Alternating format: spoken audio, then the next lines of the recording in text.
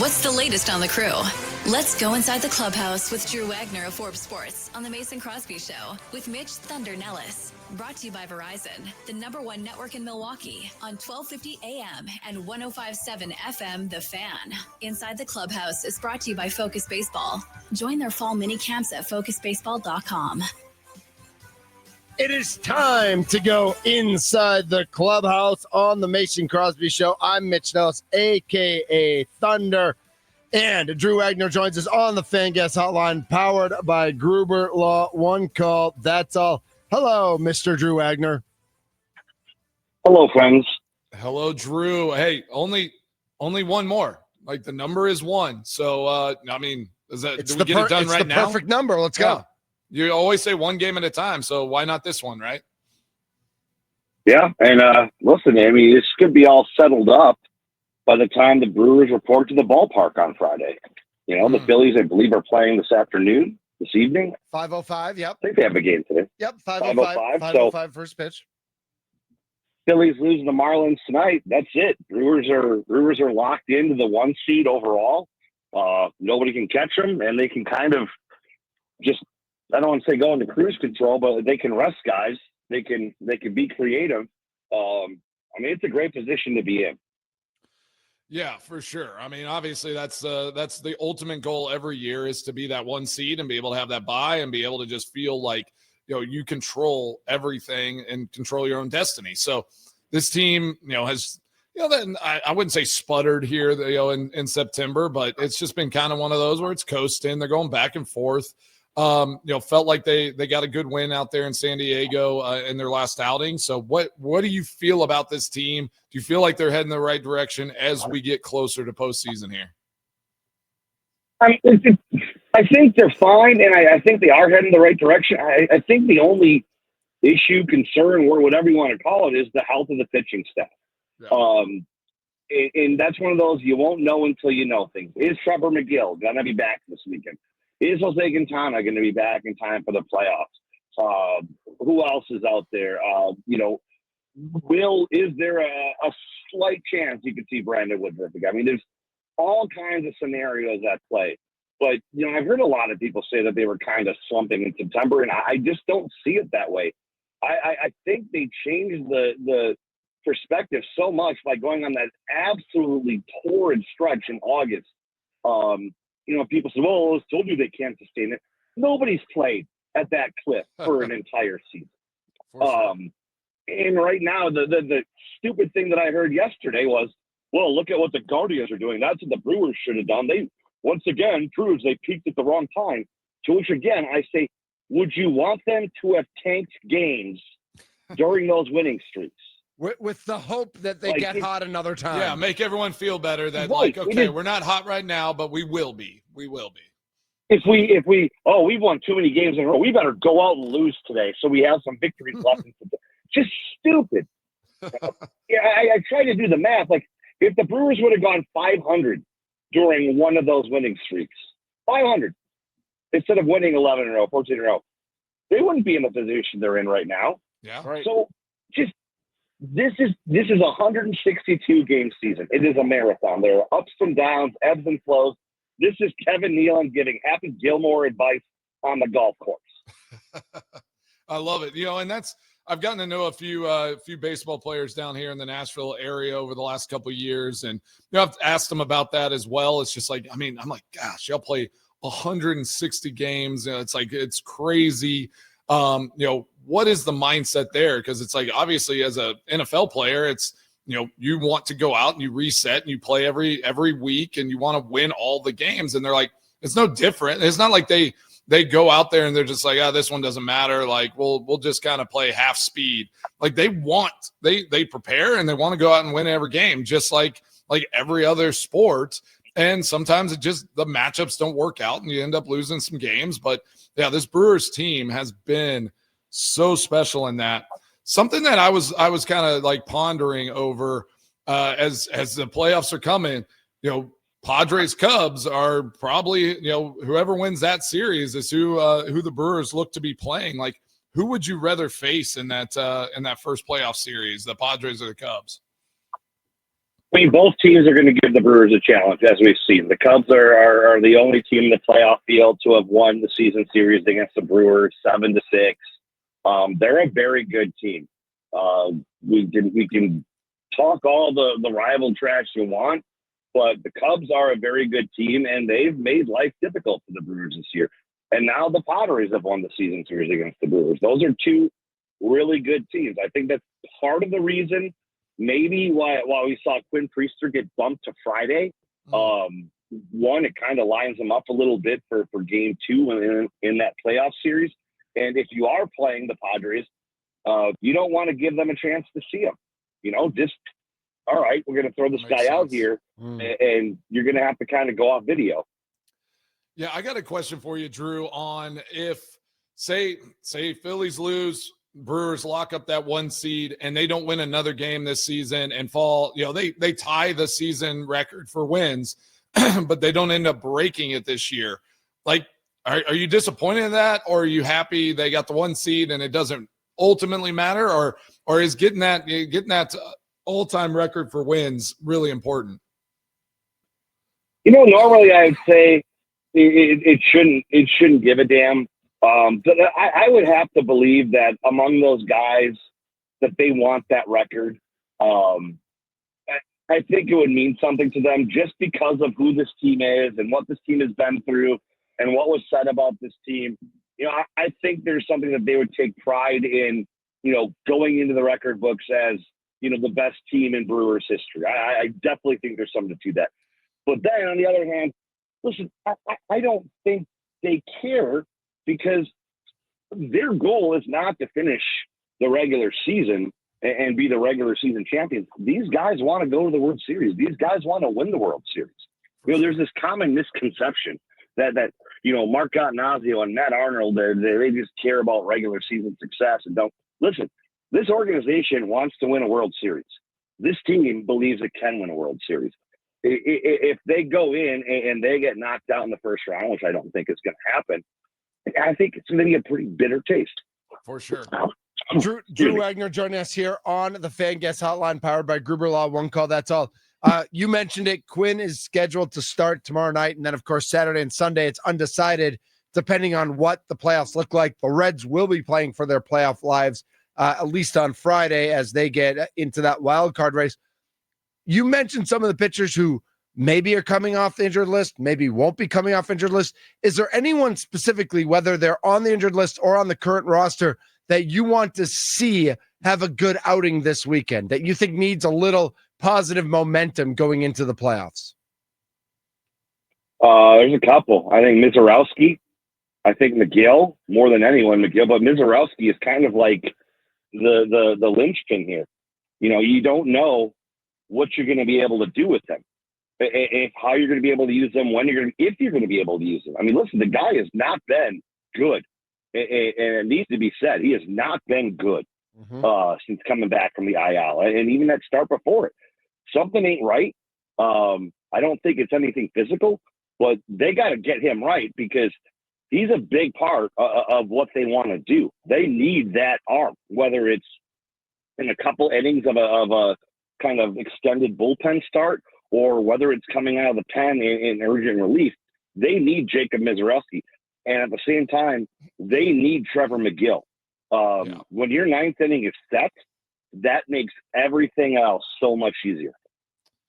Yeah, I mean, that makes total sense. I mean, are there any moves, from the minor league? I think they made one here recently, but is there anything else that you could see them shaking up heading into this playoff run? Not really. I mean, we pretty much know who's in the mix for everything, and there's not really anybody left in the minor leagues to call up.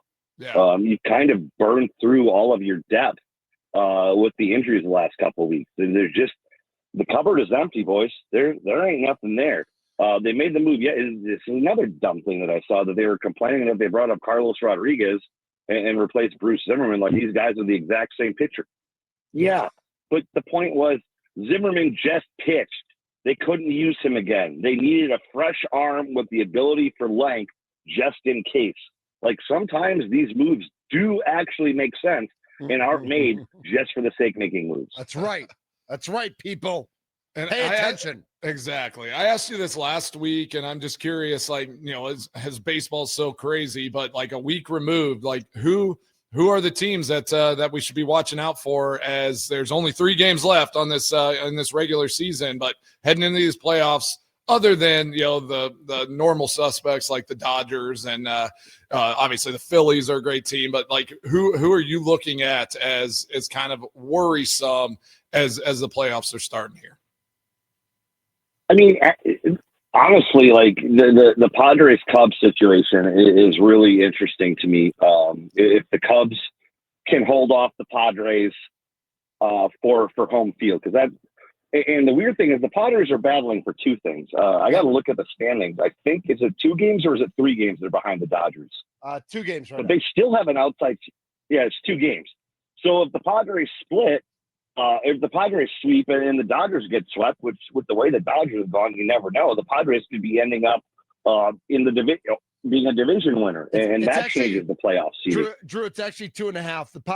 The Dodgers and the Cubs have the exact same record. The Padres are 2.5, both of them. Padres have today off. Dodgers and Cubs both play today. Yeah, so that's interesting. I'm keeping my eye on, the situation with the Reds and the Mets, because that's still pretty and tight. Diamondbacks. And the Diamondbacks. Yep. And the Diamondbacks. Imagine how good the Diamondbacks would have been if they wouldn't listen to Sparky and traded for Suarez at the deadline. Hey-yo. Well, imagine how good they would have been if Corbin Burns didn't get hurt. Right. I mean, if Burns doesn't get hurt, that's a playoff team. That's a playoff team. The thing to keep in mind, too, is the Reds hold the tiebreakers over the Mets and the Diamondbacks. So if they finish tied, the Reds get in, which is great for me. And if that's the case, I need the Reds to advance all the way to the NLCS. Relax. I need to see the Cubs to the NLDS. Hey, relax. Hey, I've got travel plans to make. I'm sure you do. I can't just do this on the fly. Well, welcome to the world of professional sports, bro. Imagine the Brewers play Mark, the Reds. Marky told me that his private jet's in for repair, so I'm on my own. Imagine if the Brewers play the Cubs and then the Reds. And then Cleveland for Drew. Oh, my gosh. Yeah, Drew is like, look at that's Cleveland. Exactly it. That's the dream. That would be the perfect scenario. Wow, amazing. Here's like for Tommy, obviously y'all do a lot of work together too, and I just want to throw this out because I know Tommy said it before. Any team can knock the Brewers out other than the Cubs, right? Right. In your mind, Tommy? That's the loser. The loser brain I have is like, please just don't lose to the Cubs. Just don't let it be the Cubs, right? Yeah, I think that's a common consensus. Like no one wants to lose to the Cubs. And listen, if we're being honest, I would venture to guess that if you polled the guys in the clubhouse and said if there's a team that you least want to lose to, it's probably the Cubs. I mean, I think they want to go out there and stick it to the rival. I think they want to stick it to council. I don't think they'll ever say it, but that would just be insufferable because dealing with Cubs fans on Twitter is like dealing with Packers fans on Twitter. Like Drew,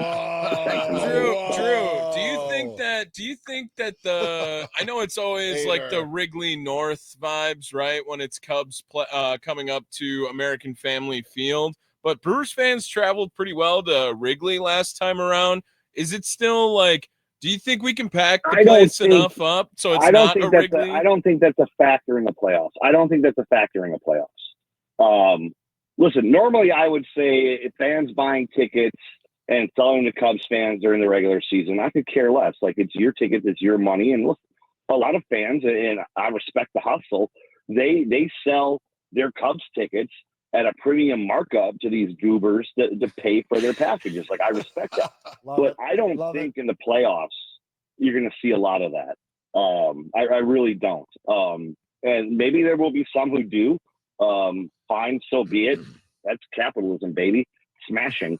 But I don't think you're going to have to worry about Cubs fans taking over. I don't think you're going to have to worry about Brewers fans taking over. Yeah, there's going to be good numbers of both fans in there. Yes. I think we saw last year, like, the attendance was a little iffy just because I think people were saving their money for later round games. And I get that. But I think it's going to be a pretty partisan atmosphere. You know, I always implore those Packers fans, show up, be loud, get rowdy, and don't wait till tomorrow. Be there at all of them. Just get crazy and back this Brewers club. Didn't LaFleur I was just complain going to about that mention the other day? LaFleur. I was just going to talk about LaFleur. About? No, he said it was the best And Milwaukee crowd. Yeah. I want to know. A couple weeks ago, he complained that there were too many opposing fans in the stadium. After week 1, he said there were too many Lions fans. And then after week 2, he gave credit to the Milwaukee fans, the gold package fans, for having like the best Milwaukee crowd they'd ever had at Lambeau with him as the coach. And yet, when he goes into like Tampa or wherever else, and it's packed with Packers fans, he's raving about Packers fans taking over. Yep. It's hypocrisy. It's elitism. It's typical Packers. You know, the party first mentality. Packers have earned. I mean, whenever you win ball games, Drew, you can just complain about different Packers things. Have earned it. Packers have earned elitism. Slow down. What do Bengals fans and Bengals organization? What do they complain about? Everything. Yeah, existing. Everything. Yeah, we have rightful. Mike Brown. The lack of an offensive line, the lack of defense, the lack of help for Joe Burrow, the lifetime of misery and therapy. There it is. Yes, let's go. Pile on. I love it. Love it. Are we going to the game next month, Mason? Are we going? You and I road trip? Oh man, I don't know. Like, we gotta figure something out. It's not on the books right now, but we can maybe try to make something happen. All right. That's the off day between the NLDS and NLCS. So if you have any connections up there in Green Bay, you let me know. 12th. Hey, and we'll make a jersey bet. So if Packers win, you have to wear Packers jersey for the rest of the season whenever you come on the show. And then obviously I'll wear a Bengals jersey if they win, which that's not going to happen. So I will come on video wearing. Someone's going to have to provide it. I will come on video. The first segment after that game, wearing a Mason Crosby jersey. Let's go. I got it. No, I won't wear the T-set.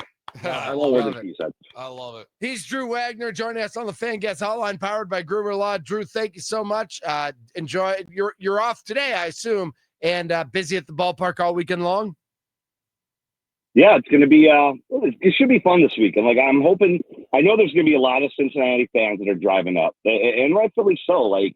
It's exciting time for them. Yep. And I think it's going to be a great atmosphere at the ballpark this weekend. So come on down. Drew, are you showing up tomorrow morning at 6 a.m. for some pocket pancakes? I'll be going to bed at 6 o'clock in the morning. I love it. Man, party animal. All gas, no breaks. Drew. They didn't ask me. They're having a polka band, and they didn't even ask me to bring my accordion. Haters. Yep, polka band. Pat Murphy, Robin Yount, Donald Driver, Derek Watt, all going to be there tomorrow morning. It's going to be a blast. So have Drew, maybe don't have fun with that, but have fun at the ballpark all weekend long. And we can't wait to follow all your coverage on Twitter and to catch up next week. Just one more. We'll do. And Happy New Year, buddy. Happy New Year. Hey, I appreciate it. Thank you so much. He is Drew Wagner. You guys. Yep. See you guys. Forbes Sports and our Milwaukee baseball insider. There's Machen, if you can get here tomorrow morning, 6 to 9, free pocket pancakes at AmFam Field. I know. Your right shoulder. I'm actually here. I'm there. Man, I got so excited. Got him. You got me. All right. That would be fun. I'd be all for the pocket pancakes. That would be fantastic. Hey, you ready to make some picks? I am. Yeah. I mean, I'm curious. So we obviously Badgers not playing. So we got the NFC North teams, and then just our pick 'em? Or we'll just do 5 this week. We're just going to do 5? All right. I'm down with that. Boring. All right, cool. No, that's awesome. That's great. I mean, last year I feel like I always did like the big game of the week, or like, you don't like big games. You just like. I mean, we can pick the Thursday night game if we want. Nah. Well, you can pick whatever game you want. You get to pick your game. Tommy's done. Are you taking DeChambeau? Is that your pick of the week? I would take DeChambeau to win his singles match. No, I think it's a boxing match, him and Rory. Oh, they're gonna fight it out. And DeChambeau's gonna kill him, right? Well, I don't know. I can see Rory being feisty. Definitely feisty, but he doesn't have the muscles. This is the Mason Crosby Show, presented by Verizon, the official 5G network of the Green Bay Packers. Our weekly picks are next here on the Mason Crosby Show.